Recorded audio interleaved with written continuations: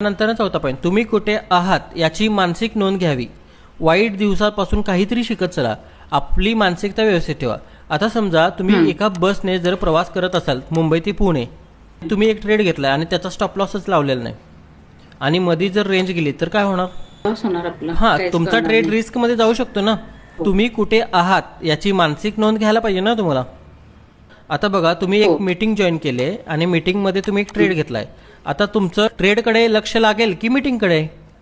कडे लागणारच ना. ट्रेडकडे लागणार तुमचं लक्ष, ट्रेड लागणार, बरोबर ना. मग हे महत्वाचं आहे. तुम्ही कुठे आहात याची मानसिक नोंद घेणं महत्वाचे असते. त्याच्यानंतर वाईट दिवस म्हणजे काय असतात की जे तुम्ही लूज केलेले असतात किंवा लॉस जे केलेले असतात त्यांच्यापासून काहीतरी शिकायचं असतं. हे कधी शिकायला होतं? ज्यावेळेला तुम्ही एका नोटबुकमध्ये हे सगळे रेकॉर्ड ठेवता त्यावेळेला हे होतं, लक्षात घ्या. आणि ट्रेड टाकताना मानसिकता पहिल्यांदा तुमची जी सायकोलॉजी आहे ती सगळ्यात व्यवस्थित असणे सगळ्यात महत्वाचा पॉईंट असतो.